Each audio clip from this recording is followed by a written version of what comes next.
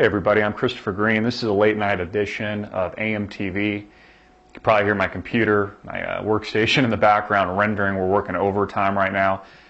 I just want to be really clear about something. If I haven't articulated it well enough, I want the American people to understand why President Barack Obama is implementing these executive orders and coming after the guns. I want the American people to understand why, because that's a question I keep getting. What is the motive? Why would he want these guns? Is it because he's trying to protect the children from Sandy Hook massacres? Is that the reason that the mainstream media and the administration is using and propagandizing to the American public is the reason they have to strip us from our weapons? What could President Barack Obama be expecting that the great majority of Americans that are just misinformed or not paying attention or maybe don't even want to know? Why are they taking away the guns? What is the motive? And the motive, in my honest to goodness heart, my honest to God heart, is that they're expecting war. They're expecting war here in the United States, and they're expecting war overseas. Now, I've been covering this for over 3 years now. I've been covering what's happening in the Middle East, the United States destabilization effort in places like Libya, Northern Africa, Iran, Syria, Iraq, Afghanistan, Yemen, Pakistan, the list goes on and on. This is about total power. It's about absolute power, and it's about total control over the American people. Not just our quote-unquote enemies in the Middle East, but you.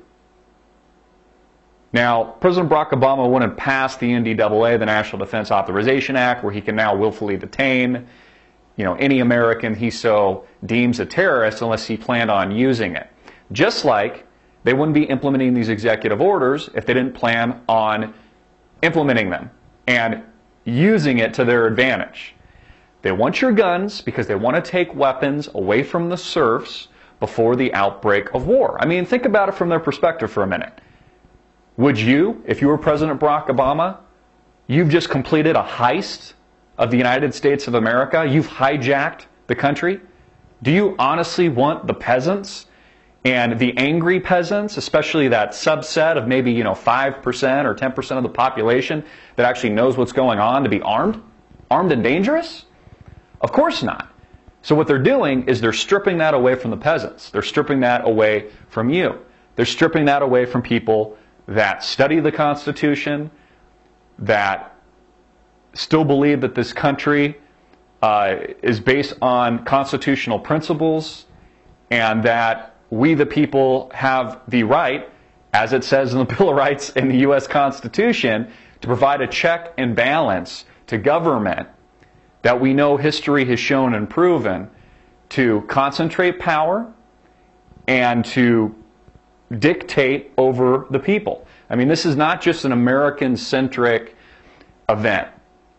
And it's not like this hasn't happened before. This has happened in countless other countries, countless other times throughout history. Now, every time they take away the guns, they end up killing the people. And the people find themselves in a violent situation, and they more importantly find themselves at war. And that's what I think the administration, that's what I know the administration is planning for. That is what I know they're preparing for. And that's why they want the guns. Disarm the people before the outbreak of war. Because once we have the outbreak of war, at least it resonates with the average Joe and John and Jane on the street here in America, people will be very fearful of what's happening. They'll be very fearful of the danger. They'll take the danger limits up to code red again, like post-September 11th.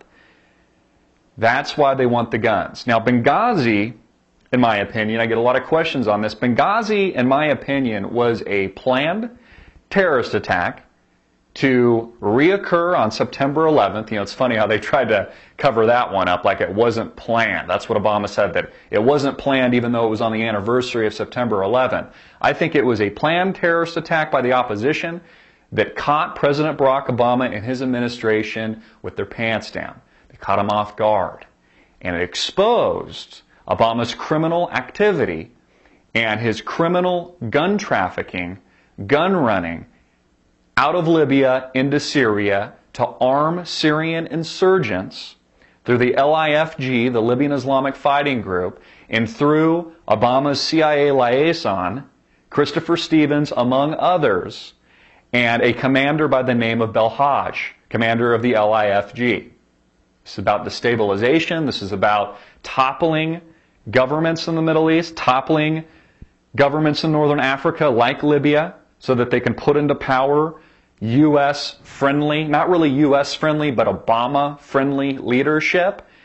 And because it was such a Watergate moment for the administration, they panicked. They took some time. They faked a concussion for Hillary Clinton, gave her a couple weeks to regroup, get her story straight, so that they could prepare her and prep her for the answers that she would be giving during her testimony, which was really just cronies interviewing other cronies. I mean, we saw our senator here in Arizona, John McCain, pretending to grill Hillary Clinton when John McCain is in on the cover-up as well. So in my opinion, the administration got caught with their pants down. And so they did their best to try to spin it through the mainstream media that this was a protest that erupted organically, and they tried to shift the focus and blame it on an anti-Muslim film. This has since come out to be a total fallacy and a total falsehood.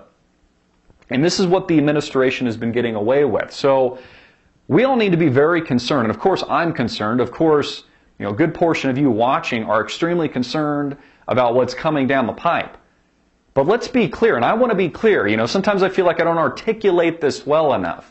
They want your guns because they're expecting war. They want your guns because they are expecting war. Disarm the people before the outbreak of war. Obama does not want a minority of Americans to be armed. God forbid, in his opinion, a majority of Americans to be armed and dangerous when the crap really starts to hit the fan here in America. Now, of course, we always look at the economic perspective, and that's the background I came from. They can only hold interest rates down at these historical lows for a given period of time before either the private markets start forcing interest rates higher or we have another systemic shock like we had in 2008.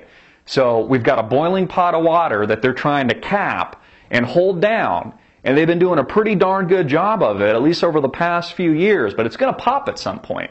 And when it does, they want to make sure, and President Barack Obama wants to make sure, he's in absolute control of the situation at that point. Because look, I mean, hey, what are the people going to do once they've been disarmed? What are you going to do? Pick up a baseball bat? Grab a crowbar? And, fight the police state as they're sending you and your family members into internment camps? People say that this is crackpot stuff, but they don't know their history. It wasn't too long ago during World War II, the Japanese Americans were in internment camps here in the United States of America, the supposed most free place, in the world. Japanese were the enemies then. In Hitler's day, it was the communists. In Obama's day, it's now the terrorists, but it's moved from the Middle Eastern terrorists that they propagandize to us to the lone wolf terrorists, to you, to the average John and Jane awake and understanding what's really going on behind the scenes. And the reason for that destabilization and the reason for that knowledge is that we now have the information superhighway that is enlightening millions of people all over the planet. You just can't hide this criminal activity anymore. You can't hide Benghazi. You can't hide that the 2008 financial collapse was an inside job. You can't hide September 11th. Bloomberg can't hide, like a video came out today that went pretty viral that showed that he's not willing to give up his armed guards. He's not willing to give up his guns, but he wants yours. The kings and queens are going to keep their power. You, the peasant, the little guy, is going to be stripped of yours and stripped of every civil liberty, every right, every freedom, everything that you thought you had. Why? Because the great majority of the American people are asleep. They are asleep at the wheel, they don't see what's happening, and they won't waken up until it's too late. And that's why it's so important. Knowledge, ideas are our most powerful weapon to counteract the mainstream propaganda that is hitting us on a constant basis, 24/7, every single day, every day of the week, influencing our opinion, but more importantly, influencing and provoking a reaction and the actions that the regime here in the USA wants to employ on the American people. And what they want is you to be fearful. They want you to be absolutely terrified of the next Sandy Hook potentially happening. They want you to be frightened of these events. And they're using them and harnessing them and scapegoating them as a reason and as their motive and as their scapegoat to totally take over America and prevent any armed opposition in the future. Because at that point it really will be too late.